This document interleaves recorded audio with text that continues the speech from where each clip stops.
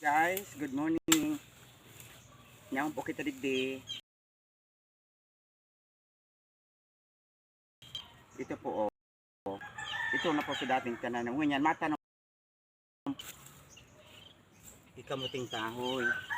Ayan po. Nagkukit ang pananom. Habang magayon po ang panahon niya, mainit. Dahil magsitrabaho.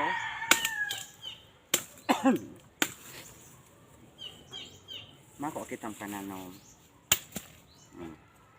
Ituturo ko sa inyo guys ang proseso ng pagtanom kang kamuting kahoy. Ini so mga ginabutan na ini. Ayan, na hindi ginabutan na sinuan na sa unod. So inyan, didibuhon tang pananom. Ituturo ko sa inyo guys kung paano ini itanom. Iyo. Okay. Ini na guys. So nakuata. Ini na. Siguro tama ng una ini. Iyon na ini ang pananom. Okay guys. Iyon na unang pananom ta. Okay. Ini na guys susunod na proseso. Maputol po kita sa tamang-tama lang kung laba kang sa indong itatanom na kamuting kahoy. Ayan o. Susukat-sukat ang tanganin para rin po ang sukat. Ayan o. Ini pa ang proseso kang pagtanom ta ng kamuting kahoy. Ayan.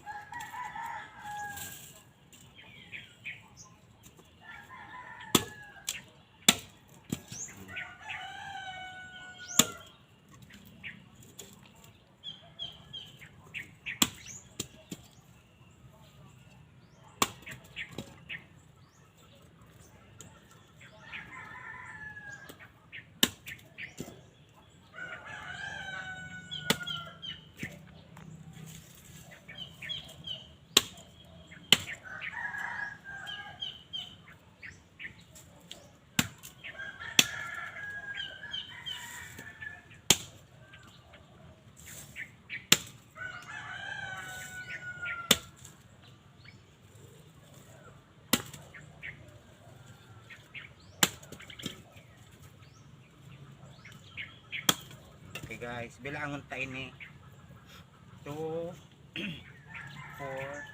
6, 8, 10, 12, 14, 16, 18, 19. So, kung may iwas ang tanungan mo guys, 19 na pantok ang asadol. Ayan. So, dadaron ta na ini guys. Digdi. Tarigita na ini itatanong. Ayan. Ayan po ang kuno sa asadol. Pune.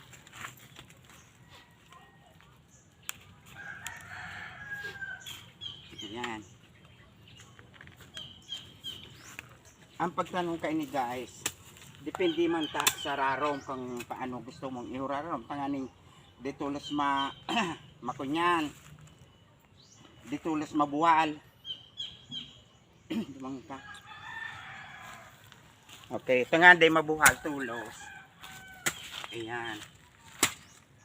Dapat puro hararuman na. Tapos dito ang espasyaw ko digde.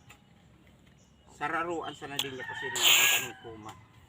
So ikakag ko na ini. Iyo. Tapos tatambunan tana. Ayan.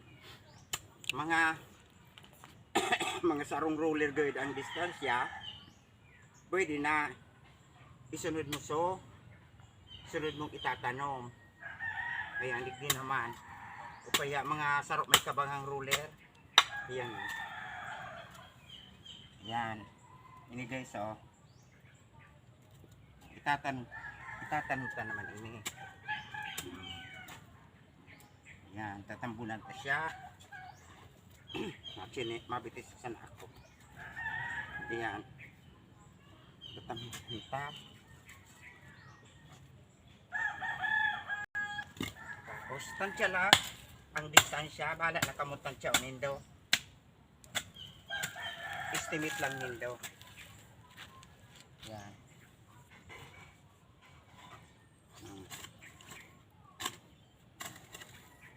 Yan. Dahil nindo pagdasukon, arugal lang ka nindo. Yan.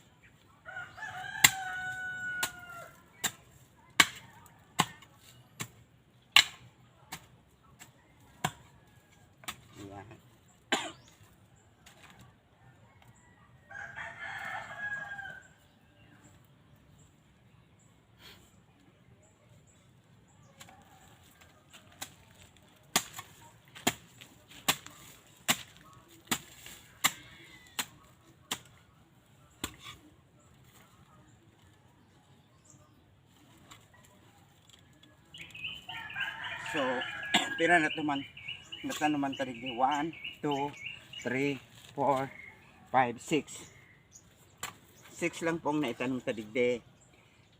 So, tada ko doon lang sa ibong. Ngunyan guys. Di, iyo na bagay ni ade. Ngunyan, mabilang na kitang sabihin nating sambulan. Hilingon ta, may maluwas na po dyan na dahon, sanga. May mga utwal na po naman sa tinanong ta. Digde, sabihin tang 1 month, maruluwas na po dyan. Iyo, igwa na ini, maluwas na sa sanga na may dahon. So, halatong tayo guys, pabayan ta na sana iyan. Taba ko man maselan ini. Ang kamuting kahoy kasi guys, gabi-gabi lang. Ibig sabihin, ayan, gagabihan ta pirme. Ito ang maluwas dyan, no? Pero sa salit pa, baga mga utwal po ini dyan, no? Yan. Mahalat po kita nin mga 7 months. 7 months. Igwa na po yan na unod. Ayan. Puto araw kayo ito po. Tano munta po. Ayan o na. Ayan o. Kamuting kahoy po yan. O, ayan po. Mga 9 months na po yan. Pag 7, igwa na rin laog. Pero, ang iba, pigpapahaloy iyan. Tanga dumarakula ang unod. So, magiging ngayang, kunyan, 9 months or 8 months. Pwede ka nang mag-harvest. Pwede mo nang gabuton ito. O, depende na sa imo kung ano ang gigibuhon mo sa unod. Ayan. Ipapahiling ko sa imo guys, sa endo guys, ang unod. Ano po, so hali naman na kinua na hali nga yadigdi sa tinanom ta. Ayo guys. So, araw ka ini guys, so, pag hinarbista na ito, kinuata na po after 7 or 8 months, araw na po kayo ang magiging kaluluwasan. Ini na po yung magiging unod. Ayan. Iyon na po ini. So, unod, kang kamuting kahoy. Iyo. Tapos, siyempre pag maluto ka guys, araw ka ini, pukaon mo siya, puputulon mo siya. Uubakan mo digdi. Uubakan mo ngunyan. Ayan. Maubak kitang sarap guys. Kali putulong ko digdi ade. Ta halabaon ma. Ayan. Uubakan tangon yan. Tapos, depende kung anong gigibuhon taligdi sa unod. Kung ang iba, piksap na sa nabaga. So, titubigan lang. So, iba nang pigagang kinyog. So, dakulong pong pwedeng gibuhon sa kamuting kahoy. So, iba baga, pigibong balisungsong. Balisungsong ito ade.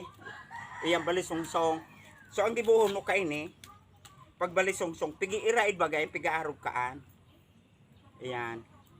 Tapos, iyon itong pang balisungsong. Ang iba pigsap na.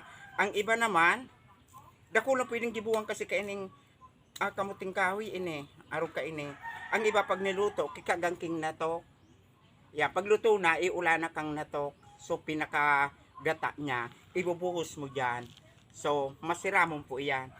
dakulo na gamit ang kamuting kahoy, dakulo na tabang sa tuya.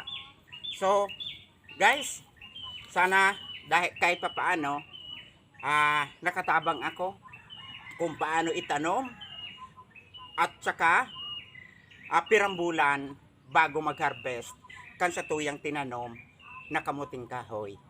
Iyan na muna guys, dakula pong salamat. Diyos ang magbalos. God bless.